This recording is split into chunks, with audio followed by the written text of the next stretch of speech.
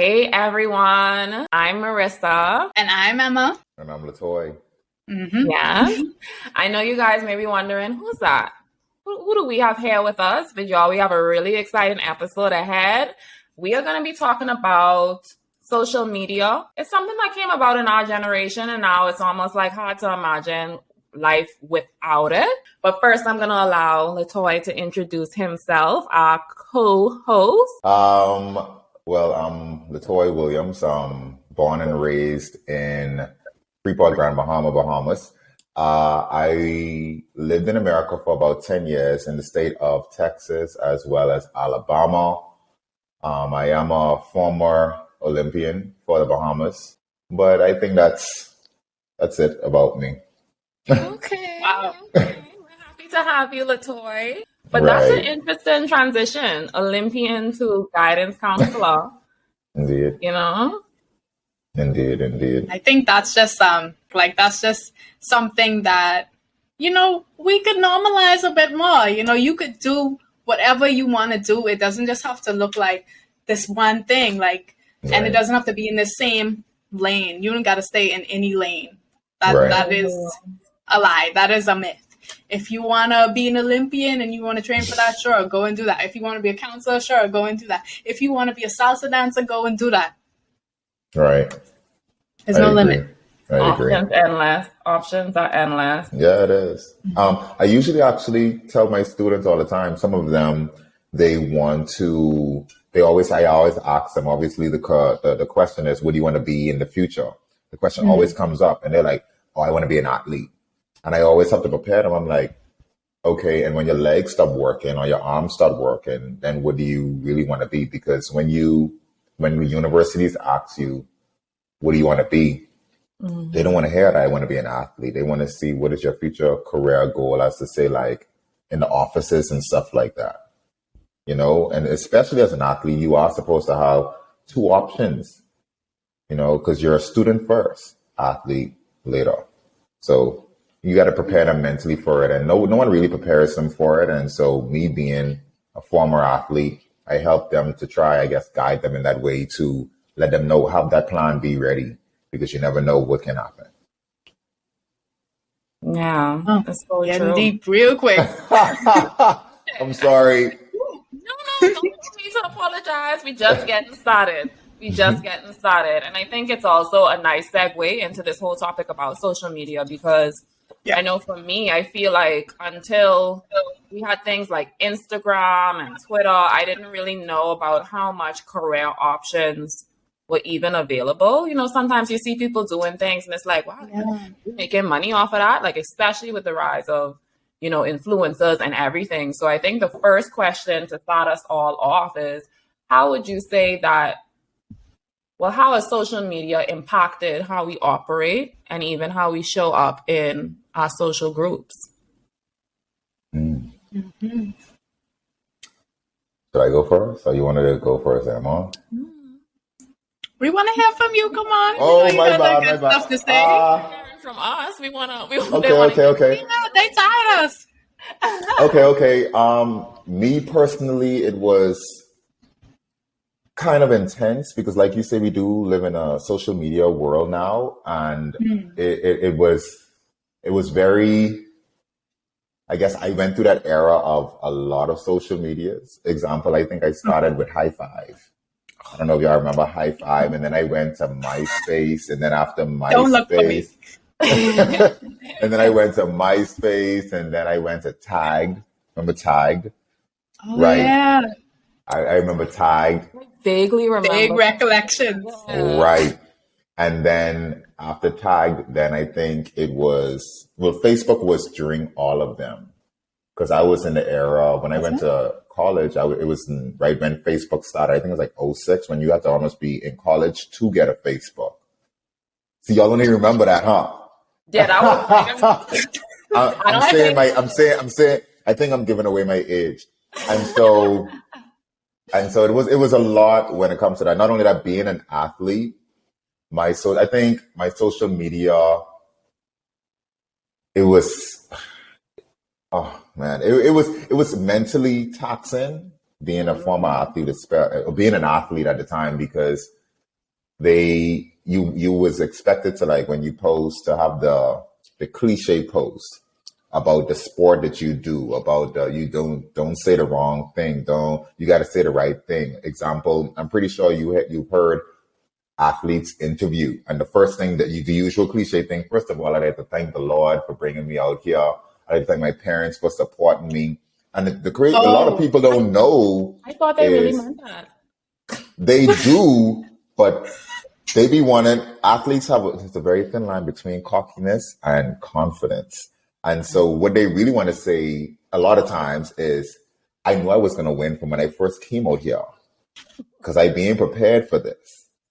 You know, I've always been prepared for this. They want to do that, but you always want to stay. Sometimes you forget, but it's something they remind you right before the interview, like, okay, you know the usual, just, thank God for bringing you here.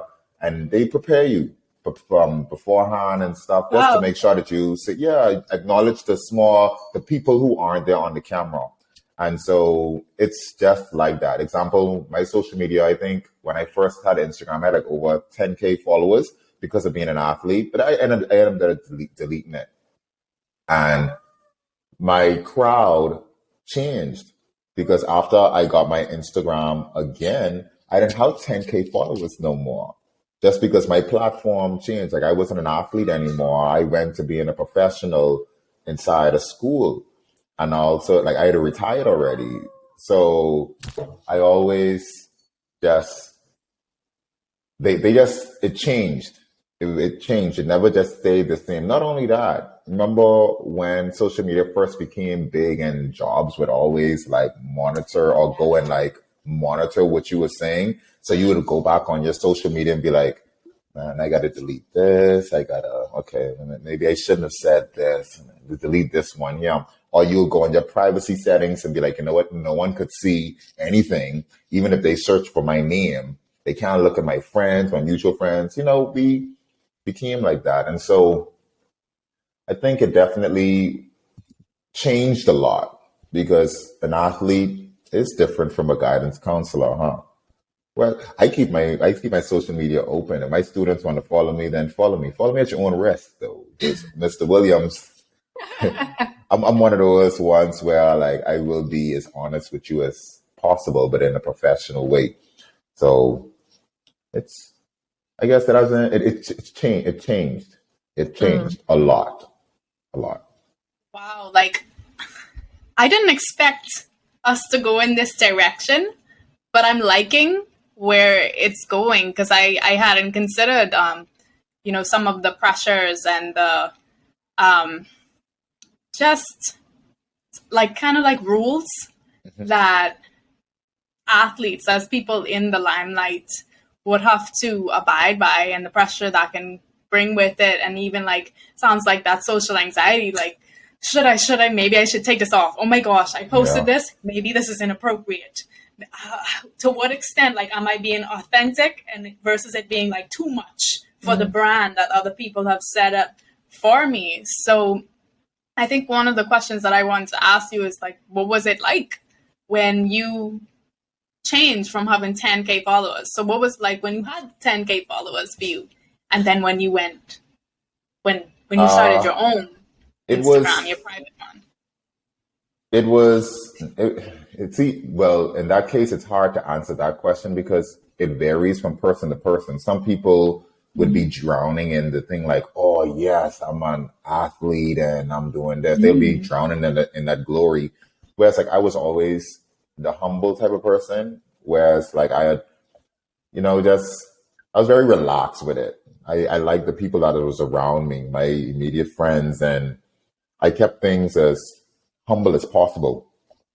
But I know some guys, some friends of mine, they would definitely drown in that because they'll be like, hey, post me on your story. Not story, because story, imagine this, Instagram didn't even have stories back then. Oh, yeah. They'll be like, post me on your profile. Not only that, do you remember when someone would like multiple pictures of yours and then you would have to like shout them out and say, shout out for showing my page some love? Do y'all not remember? I don't remember it being a mandatory thing, but I do remember it being an unspoken trend. So There we I do go. It remember was being an like, right. haha, this person, Was showing some send me all love. these likes, and then you put some hearts or something and Right. tag, and like at that minute or something like that. 'Cause I My didn't think you could tag friends, back then. my friends would do it, and they'd be like, "Latoy, put me on your profile just so they can get followers too." So I'd be like, okay. So it was almost like I was also being used on a friendly level to say, like, just give them some social media clout. Like, yeah, like it was. The athlete life is it's not for the weak. It's not for the weak. And so, but it all depends on your temperament. At the end of the day, it all depends on your temperament and how you take it. Example, some people could take it as being, okay, this is stressful. This is a lot. Like you used the perfect word, actually, anxiety. You know what I mean? Like it can definitely be taxing on that. It can be taxing mentally, but it all depends on you. Me, it wasn't taxing because you have my social media, but that don't mean that I know you. We interact like not a lot. Like I just met Marissa, but I would consider Marissa a friend of mine, because we've seen each other out, we've hung with each other. So I would consider in my circle, whereas like some people would hang with you like one time and they'll all be like, oh yeah, that's my friend. No, I'm not your friend. Like we're acquaintances. Like you literally have to put a boundary. You have to put a boundary there because people will use your name.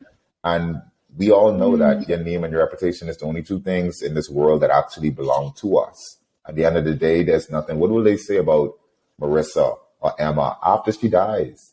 That's the only thing that matters. It's all about your name and your reputation at the end of the day. That's how I feel, at least. Let me say that's an opinionated answer. But it is a lot of pressure. I think that's so interesting, because like how you spoke about like how we understand friendship, like what does it really mean, I think that is something that we've seen really change and evolve the definition because of social media. Even in psychology, you'd have people who have thousands of followers, thousands and thousands of followers. And when they actually go through their page, you realize, I don't really know any of these people. Do I really have close friends? It's like, and even me, I know I have people on social media right now. I don't know them. I only know them through like Instagram. Like, okay, yeah, I'm watching their stories every day, but I don't personally know them. And it's really interesting how social media kind of gives you this insight into people's lives. But like you say, you're not really friends with them. You're kind of just acquaintances. And it's like, you might not even be acquaintances. Right. You're right. 'Cause I show some of these people, they don't know me either, and they just be tapping through. And it's just really interesting. What's really crazy, Marissa, is when you think about it, think of how our lives, we adjust our lives for social media. Like we adjust our lives for social media. Example, if something's big happening in our life, why is it that we feel the need to post it? Because the highlight reel, we want people to know when good things are happening to us and things that, match the aesthetic, right? We going on a trip. We just bought something really fancy. We eating some good food. You're right. We have adjusted it to be like, I need to take a picture of this. I need to post this on Instagram. I want others to know the good that's happening in my life. Right. And I think the thing that becomes problematic is that people look at that and it's almost like this is everything about that person. This is what all of their experiences look like. And it kind of adds to that whole fear of missing out thing. And it doesn't capture that, life isn't a highlight reel. Right. It isn't always highs. I'm not always eating 5-star meals and taking trips, as much as I wish I was. Right. But we would never post that. No. What we have more of people actually posting, so definitely the highs. We have more people posting the lows not to the same extent as the highs.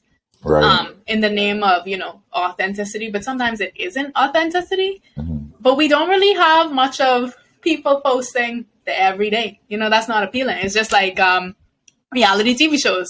They're only posting the things that get everybody really hyped. They don't post the drama. The day-to-day non-dramatic things when you're bored and stuff. Right. And that, again, it contributes to that FOMO and that idea that maybe like my life is, not enough. It's not measuring up financially, in terms of like my career, in terms of, my relationship. If I have a relationship or relationships, depending on, right, setup of that relationship. It's just there's so much. Have y'all, my students, right? There's so much of my students who say the statement, I can't wait to have a boyfriend so I could post him on social media. It's not even for a personal situation no more. I can't wait to have a girl. Well, the boys will never say I can't wait to have a girlfriend to do it. It's usually the girls. And they want to do it just so they could say, I'm pretty sure you've seen it too. I can't wait to have a man so I can my man y'all. Yeah. So I can my man y'all to death. Oh. I'm pretty sure y'all have seen it or heard about it. Yeah. Why is it that that's the reason why you want a man? Why is that the reason why for that? Like, we shouldn't be wanting a significant other to drown social media about it. I understand that, yes, you do want that. But nobody in the world needs to know about these things. Like, why is it you can't wait to have somebody so that they can love you for you? Why is it that you want this person so that you can annoy your followers, annoy your friends by saying my man and my woman? I was too shocked. I heard it the other day. Because I always say my woman. Why? Because like I feel if I introduce my girl to the world, they can forget her name. So I just say my woman. Okay. So the statement say, man, you always saying my woman. And I can't wait till I get my man so I can my man you to death. And I was just like, well, I just said because you probably didn't remember her name. I just giving you a story, just a scenario. But imagine we want to do that just to impress, because that's what social media is. We do everything to impress other people, to impress other. It ain't have nothing to do with us. We get glorifications from trying to impress other people. Like they gonna like this. They're gonna like that. I think when we hear that term, it's also important to think about like who's saying it, what age are they at? And you were saying one of your students said it, I think. But like, remember, like teenagers, the really important thing for teenagers is fitting in with their peers. And a typical milestone is like, the romantic relationships. And they typically start at this age. And so it would make sense where you'd want a relationship also to fit in, to have that shared experience that maybe some of your friends have, in addition to the actual more connection there as well. And I get that, yes, social media, sometimes it can really be about like, I wonder how many people will like this. And, it can be about just validation. If they like this, I know it's a good post. If they like this, I know I'm good enough. Right. And social media at the same time could be such a useful tool, depending on how you use it, depending on how you tailor who you follow, who follows you. Like, I follow a lot of mental health professionals. So sometimes I get like little tips or like a reminder to take a break during the day, or affirmations. It's right. Or just things that I didn't really know before that helped me to understand more about myself and other people, whether it's like children or adults. And also to let me know that, something that I experienced maybe even as a teen when I felt very alone. Like I actually wasn't alone. There wasn't anything wrong with me. This is just a universal experience that we don't talk about, even though it's universal. Yeah. So I think those are definitely some cons And then what I like to do too is use my social media to like educate others in the same kind of way, to help them not to feel so alone, and to help them to know that, like, kind of like this podcast, like, you know, you can be yourself and be professional. Right. Professional doesn't have one look. No. Like, being professional doesn't have one look, and being yourself is just sounds cliche and cheesy. I feel like I'm cringing as I'm saying it, but it's like, you know, being yourself is really awesome, and it's really cool. Like, and not everybody. It's the bomb diggity. Yeah, it is. Not everybody feels safe to do that, and that's what I'd like, for everyone to feel safe to be themselves. And I know that's a process, and I know that, you know, social media sometimes, the bullying that happens on it can chip at yourself. That word. Maybe have you withdrawing a bit more. Yeah.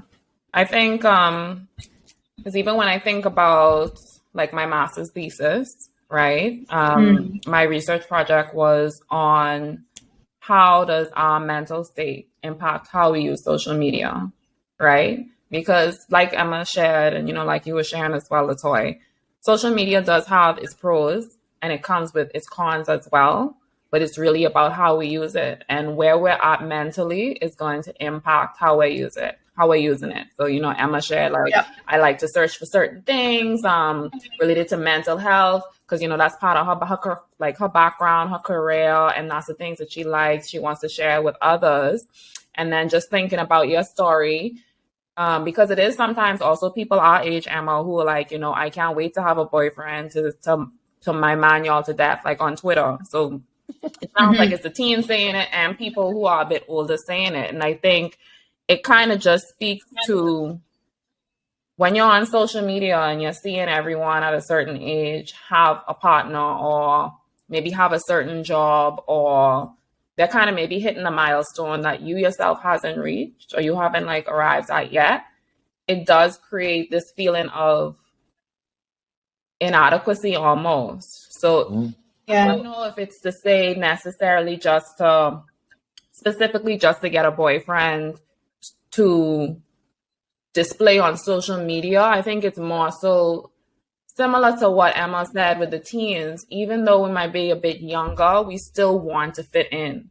We still want to feel like we're doing well and get that validation that does come with social media, with the likes. Because, you know, if I'm able to say, you know, I have my own car, I have my own apartment, I have my man, I have my dog, I'm doing well in life.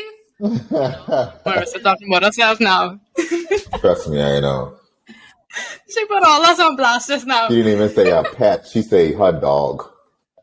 Her dog. You might as well just say Bella one time. One time. People want to show off, like, I'm doing well. They want to put that message out there to others. And I think people see social media as a platform to do it. And I think it's a really slippery slope when you start comparing yourself to others and trying to hit these milestones. Because like we always say on the podcast, like, people are all on different journeys with different times. Right.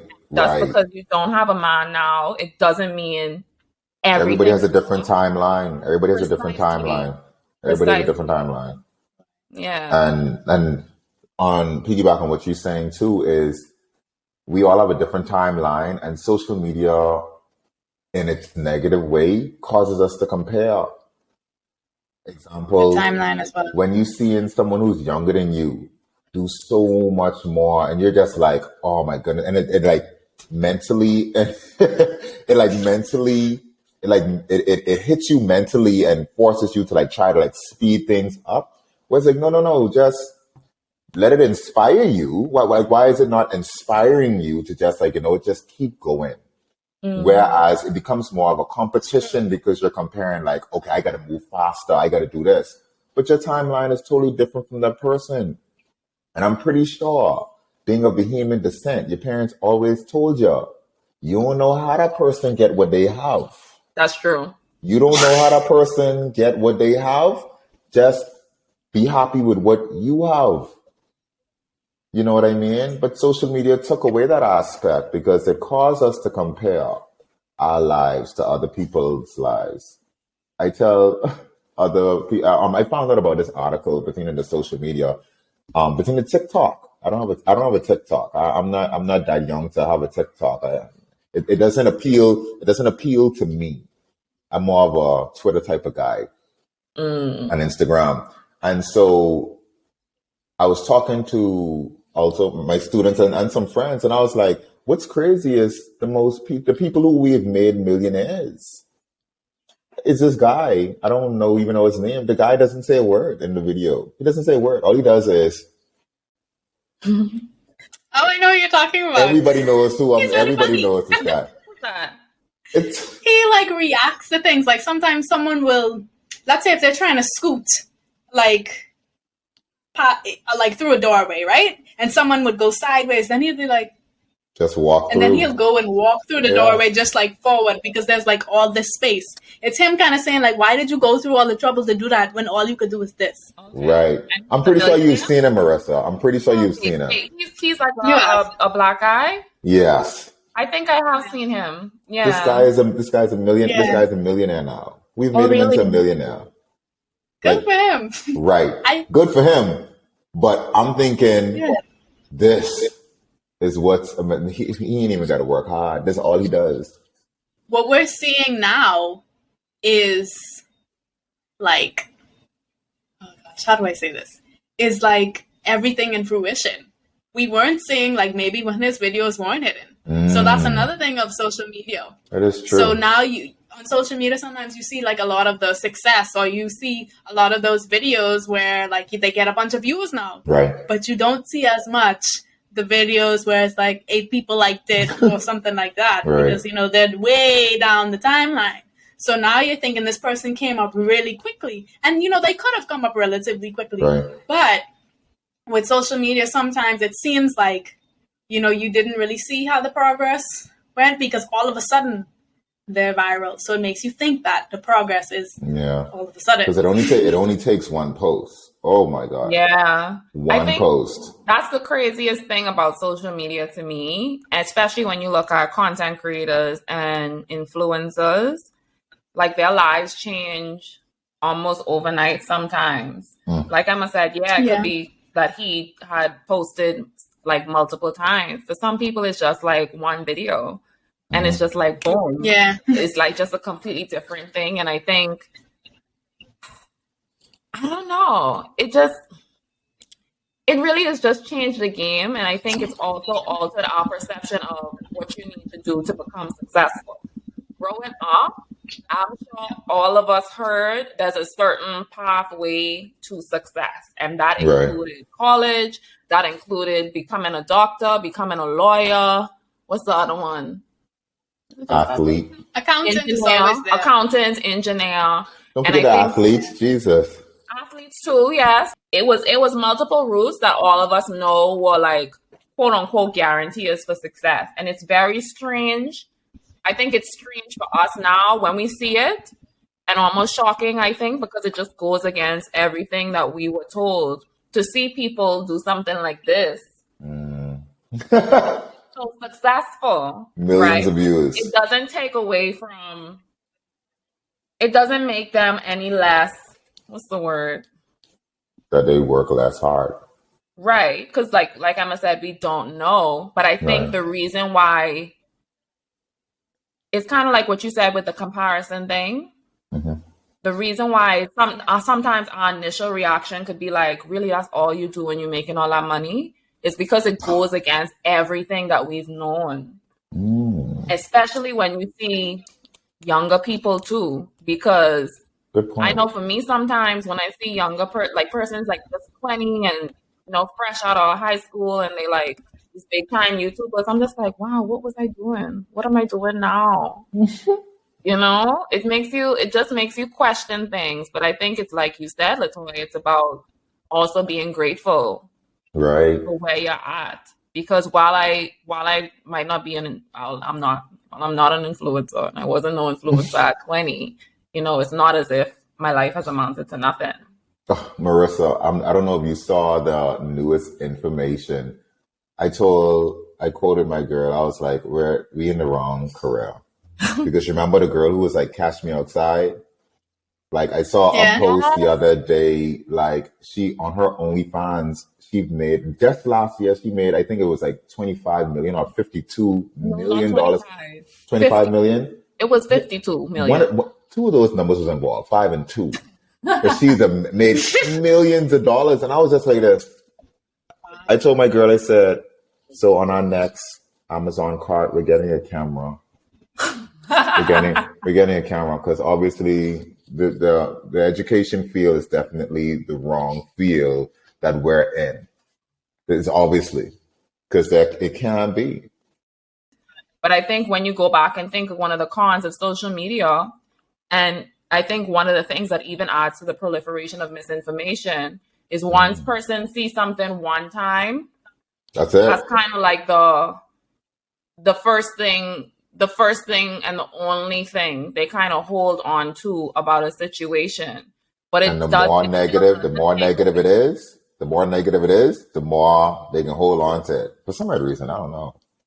But it still doesn't take away from everything else that they've done. That is And true. so That is true. it kind of just goes back to why social media is not an accurate representation of reality. You know, people That's are more true. than just this one post, this one video that was leaked.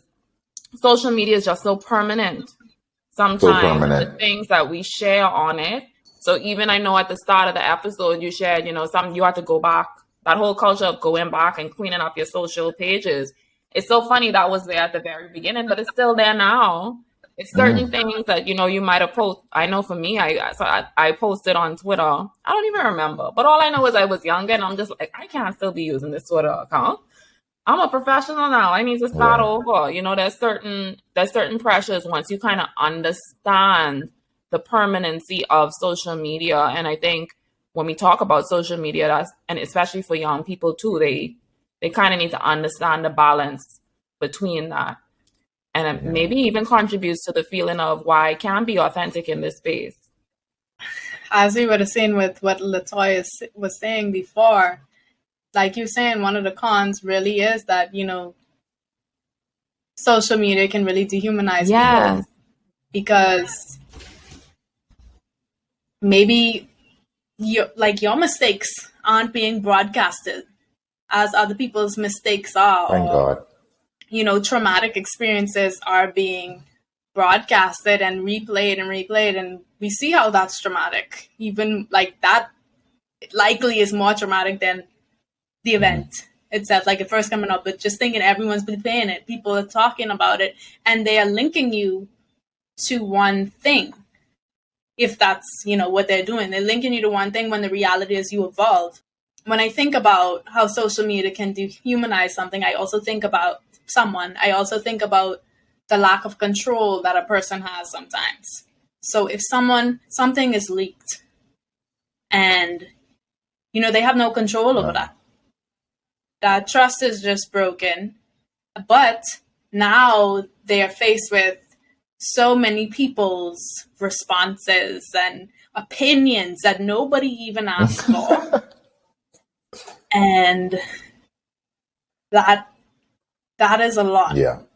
So I can see why it's helpful to really like tailor your social media even on the basic level. Like, okay, I don't want to follow these people, and it's not anything personal. It's just because when I see their stuff, I notice that I compare myself more.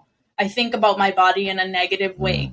And I think the first thing is really like identifying that. Like it's hard sometimes accepting that and saying like, this is what is happening, because sometimes that means also accepting, you know, I don't like how I look right now. And that's not something that everyone always says on social media. Right. But that's why you can tailor your social media to what you like. Maybe seeing people post a bunch of food is triggering for you as someone who's recovering from an eating disorder. Seeing people partying is a trigger for you if you're sober or trying to be sober. And so you could tailor your social media, if you even want to have one at all, to what works for you, and as best as you can eliminate what doesn't work for you. And also even tailoring the community you follow, in the sense that maybe you might want to follow people who have certain values as you do as well. I mean, other perspectives are great, like learning about other perspectives. I just mean that maybe you have a core value that you respect yourself and you uphold your boundaries, and you're also kind to other people. So you don't want to follow people who are trolling other people's accounts, because maybe that doesn't feel in line with who you are and what you want to be doing. I think it also speaks to generational differences. Like you said, well, there's certain things that you know about Facebook I didn't know. I wasn't quite there yet. I could go in. And then for persons who are coming up younger than us, you know, you said, we know what it was like before. They have no idea. None. They don't know what things were like before. And just thinking back to, you know, when I was in high school, it's such a scary time. You know, your body is changing, your looks are changing, the standards of what is beautiful, what is attractive. In that moment, I didn't know that they change. In that moment, I just knew what was in and what was the body image and what was the thing that, you know, this is how you're supposed to look. Even something as simple as my hair as it is now. Right. Yeah, my hair was permed then because that was the thing. And then now, yes, people are now more natural with their hair. You're seeing it more in social media and stuff like that. But now we're also seeing like a different body image that persons may not have, especially as young girls growing up. It's just like, I don't have that look, that hourglass figure look. And it's nothing to shame that look, but it's just at such a critical period when your brain is developing, you know, it's very hard. It's very hard for them, and I understand. And I think that's why, you know, we're trying to say it's going to be important, you know, persons like you who are in that position to kind of educate them on using social media and to recognize it's not everything. Right. It's easy. I think it's easier for us because we remember a time when it wasn't everything. And we remember a time when it was, you know, it's just completely different than how it is now. Yes. And I think that's why even this conversation is important for persons to hear and to listen to, so they could think about social media a bit differently. Because I feel like as we move towards this metaverse thing, I don't know how it's going to change the dynamic yet again, and how we socialize and how we interact and what's not. And I think just grounding ourselves in our values, the things that matter to us, that those personal, those real life connections, like what Emma said, those are the things that are going to help to keep us getting caught up in these trends and these fads and and the comparison that leads to, that I guess instead of inspiring leads to like just the self-criticism and the poor self-esteem and things like that. Yeah. Right. Good example now, Marissa, when you were in high school, I think probably like about 80-something% of the students probably had their hair permed, right? The young ladies, they had their hair 80? permed, right? I'd say it maybe about like 95%. Okay, 90-something% of the females now, young ladies, are natural. Yeah. They're natural, and they embracing their natural hair. Like they embrace it hard. And if you tell them, say, oh yeah, this is how it was, they're always shocked. They're like, what? Could never be me. And I'm just like, you think it couldn't be you? That you would have grew up in that era, that you grew. You don't know how like that you would have grew up in that era. For us, it was the TV. It was the television. Just for me. What we were seeing then. Yeah. And now it's Instagram, it's TikTok, it's, you know. So it's everywhere, and you have even more access to it. So it's even more impactful, and like even the TV shows. And so I love that in that way, social media has helped people to embrace even something that sometimes people may think this is silly, but it's not, like, you know, your hair. And I think that could be a really sensitive stomach. What am I thinking right now? Am I hungry? Sensitive topic too, because like sometimes when, you know, it's something in terms of our physical appearance. So it can really impact how we feel about ourselves sometimes too, especially if we don't know how to deal with it, how to make it look its best, or when the media TV shows are just telling us like this is not the ideal. So then we learn that, okay, I'm not the ideal, I'm less than. I'm not what other people may want or want to hang around with. And if you don't have that like healthy buffer, then it's easy for you to start to think like, oh, okay, there's something wrong with me, I need to change. So that's why we like to talk about these things. Don't forget to like, comment, subscribe. Let us know what you enjoyed. Share the episode. Follow us on Instagram. We're talking about social media. We want you to keep up with us too. Okay. Thank you so much, LaToy. No problem. Anytime. I really enjoyed having you. Keeping it interesting. No problem. Different perspective is never a bad thing, eh? Precisely. I enjoyed being here. I really appreciate you, Marissa. I really appreciate you, Emma. Thank you for bringing me here. And I hope that the listeners definitely took something from this. And I hope that they learn and not just hear what we're saying, but listen to what we're saying. And Agreed. Just stay aware. Stay aware. Don't let this small screen affect your life too much in a bad way. And there you have it, folks.